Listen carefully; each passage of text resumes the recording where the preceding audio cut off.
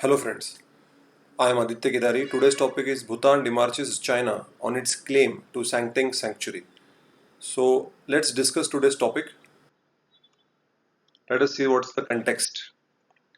Bhutan's foreign ministry has issued a démarche to the Chinese embassy in New Delhi for the claims made by Beijing over Sangteng Wildlife Sanctuary situated in eastern Bhutan.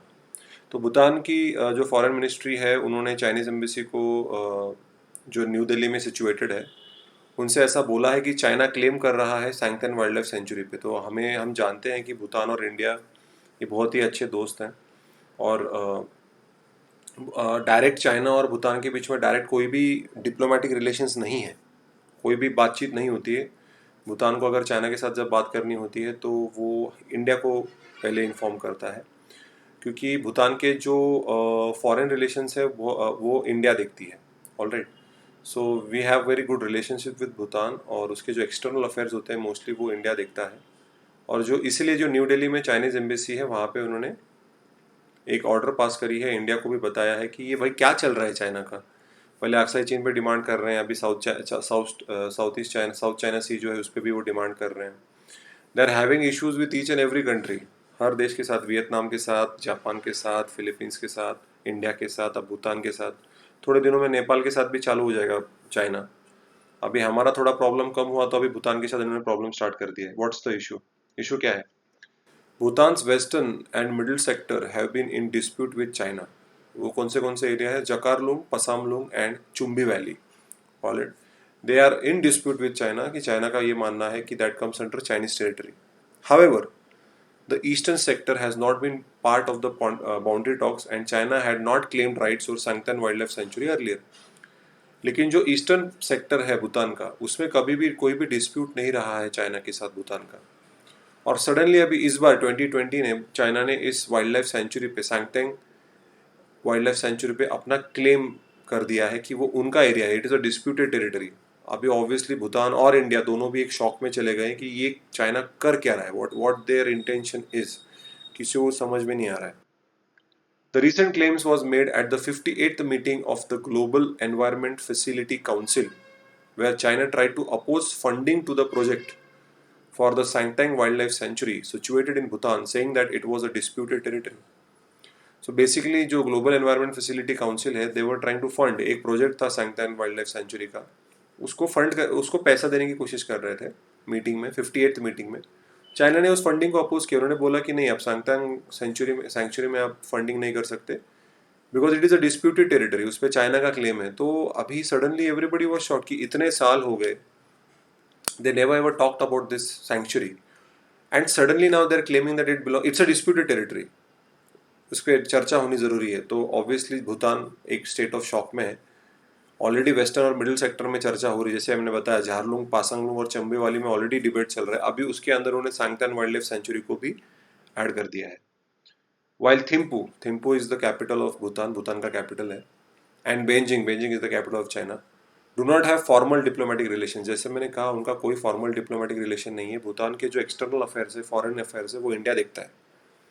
The two sides have been in talks to resolve the border issues between the two countries and demarcate the boundary. अभी चर्चा तो कर रहे हैं, but कभी इस sanctuary के बारे में कभी किसी ने इसके पहले बात नहीं की। ऑलराइट, तो डिप्लोमेटिक फॉर्मल रिलेशंस नहीं है भूटान और चाइना का। तो आप यहाँ पे ये देख सकते हैं डायग्राम, जहाँ पे मैंने सांगटंग वाइल्ड लाइफ सेंचुरी थंबनेल में भी मैंने डाला है, जो कि अब यह दिखता है आपको भूटान है।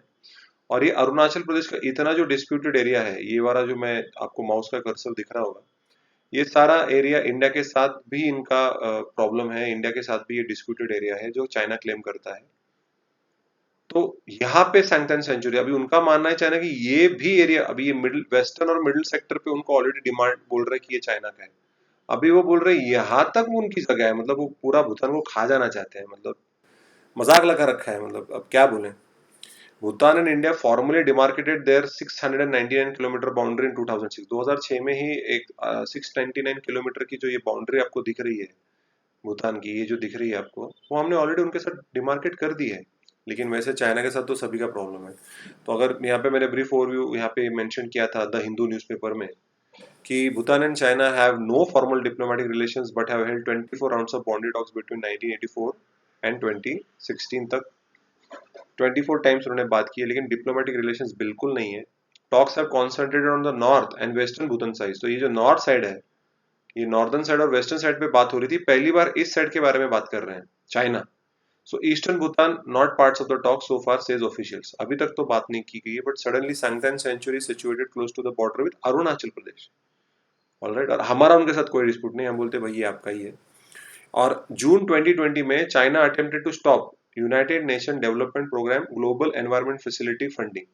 तो यूनाइटेड नेशन का जो डेवलपमेंट प्रोग्राम होता है under global environment facility funding for this sanctuary, Sakteng, ये जो वाइल्ड लाइफ सेंचुरी, इसके लिए ये रोकने की कोशिश की उन्होंने, अटेम्प्ट किया लेकिन सक्सेसफुल नहीं रहे।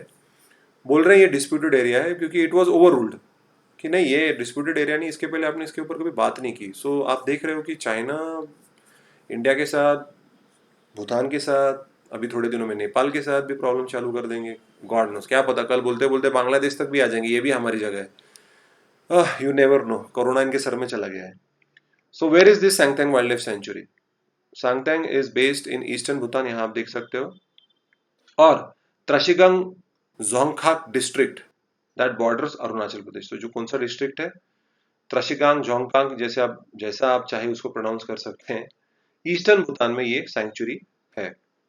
It protects server endemic species including the eastern blue pine and the black rumped magpie. तो ये एंडेमिक स्पीशीज हैं, जो एंडेमिक स्पीशीज मतलब जो सिर्फ और सिर्फ उस सेंचुरी में मिलती हैं। आपको समझना चाहिए कि सेंचुरी का मतलब वो होता है जहाँ पे वाइल्ड लाइफ जो होती है, जो एनिमल्स होते हैं, उनके प्रोटेक्शन के लिए एक सेंचुरी डिक्लेयर की जाती है जहाँ पे कोई भी ह्यूमन इंटरफियरेंस नहीं होता है, कोई इंसान अंदर जा नहीं सकता, उसको गवर्नमेंट की परमिशन लेनी पड़ती है। इवन टूरिज्म भी अलाउड नहीं है, आप घूमने भी नहीं जा सकते, गवर्नमेंट की परमिशन लेनी पड़ती है। घूमने जा सकते हो लेकिन एक स्पेसिफिक एरियाज डिमार्केटेड किए जाते हैं जहाँ पे टूरिस्ट जा सकते हैं। और जो साइंटिस्ट होते हैं या जो लोग रिसर्च करना चाहते हैं इस स्पीशीज़, अलग अलग स्पीशीज़ पे, उनको गवर्नमेंट की स्पेशल परमिशन लेके ही अलाउ किया जाता है। ठीक है, ये होती है सेंचुरी जहाँ पे वाइल्ड लाइफ को प्रोटेक्ट किया जाता है। It was created in part to protect the Migoi Yeti like cryptid whose existence had not been scientifically confirmed, but in which the local population strongly believes। तो एक मिगोई करके एक एनिमल है जिसको प्रोटेक्ट करना चाहते हैं, जिसको अभी साइंटिफिकली अभी बोला जाता है कि ये ऐसा कुछ है नहीं, मिगोई करके कुछ होता नहीं, लेकिन वहाँ के जो लोकल लोग हैं वो मानते हैं कि ये ऐसा एनिमल, ऐसा स्पीशीज बिलोंग करता है। और उसके लिए ये सेंचुरी पूरी बनाई गई है। और आज भी ये सेंचुरी बहुत ही सुंदर सेंचुरी है। और वहाँ पे बहुत स्पीशीज़ मिलते हैं, बहुत ही एंडेमिक, जहाँ पे सिर्फ भूटान में ही वो स्पीशीज़ मिलती है, कहीं पे और नहीं मिलती। तो इसका एक साइंटिफिक, इसका wild life importance, cultural heritage belong करता है भूटान को। अभी ये ग्लोबल एनवायरनमेंट फैसिलिटी क्या है, जो कि यूनाइटेड नेशन डेवलपमेंट प्रोग्राम का एक सब पार्ट है। It was established on the evening of 1992 Rio earth summit to help tackle our planet's most pressing environmental problems. तो 1992 में एक ग्लोबल एनवायरनमेंट फैसिलिटी को फॉर्म किया गया, क्योंकि 1990s में समझ में आया कि पॉपुलेशन बहुत बढ़ रहा है, उसके साथ पोल्यूशन भी बहुत बढ़ रहा है। Environmental problems like climate change, ozone depletion, global warming, इन सारे चीज़ों को बहुत ज़्यादा इंपॉर्टेंस दिया गया और ग्लोबल एनवायरमेंटल फैसिलिटी को फॉर्म किया गया, ताकि जो गरीब देश हैं उनको एनवायरमेंटल प्रोटेक्शन के लिए, स्पेसिफिकली सेंचुरीज के डेवलपमेंट के लिए फंड्स दिए जा सके through this global environment facility. It is an international partnership of countries, बहुत सारे देश इसके अंदर हैं ग्लोबल एनवायरमेंट फैसिलिटी में। International institution, civil society organisations and the private sector that addresses global environmental issues. ठीक है, ग्लोबल एनवायरमेंटल इश्यूज जैसे मैंने आपको बताया, global warming, ozone depletion, climate change etcetera. तो बहुत सारे देश एक साथ आए हैं, बहुत सारे इंटरनेशनल इंस्टीट्यूशन जैसे यूनाइटेड नेशन हो गया, सिविल सोसाइटी ऑर्गेनाइजेशन हो गए, इवन प्राइवेट सेक्टर हो गया, सब लोग इसके अंदर इन्वॉल्व है टू प्रोटेक्ट द एनवायरमेंट।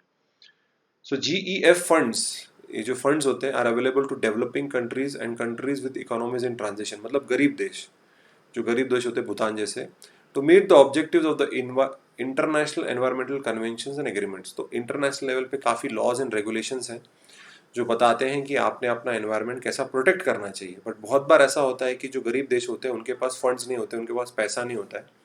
तो इस फैसिलिटी द्वारा, ग्लोबल एनवायरनमेंट फैसिलिटी द्वारा इनको फंड्स दिए जाते हैं ताकि उनका एनवायरनमेंट प्रोटेक्ट हो सके। The world bank serves as the GEF trustee. तो वर्ल्ड बैंक, मैंने जैसे बोला, काफ़ी इंटरनेशनल इंस्टीट्यूशंस भी इसके पार्टनरशिप में है।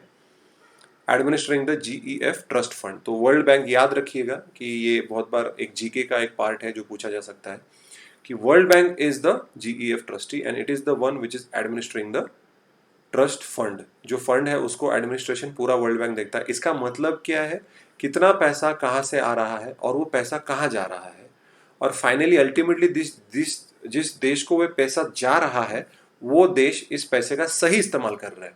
क्योंकि नॉर्मली क्या होता है कि करप्शन है, नेपोट क्या बोलते हैं, रेड टेपिज्म होता है, करप्शन होता है, लोग पैसे, बीच के लोग ही पैसे खा जाते हैं, या इस पैसे का इस्तेमाल किसी और चीज में किया जाता है जो कि नहीं होना चाहिए। It should be only used for environmental protection, environment के इश्यूज को रिजॉल्व करने के लिए ही इसका पैसे का इस्तेमाल होना चाहिए, जो एडमिनिस्टर, जो मॉनिटर करता है world bank. Alright, so I hope आपको ये वीडियो अच्छा लगे। प्लीज लाइक करिए, शेयर करिए वीडियो को, और अगर कोई भी डाउट होगा तो please ask me in the comment section.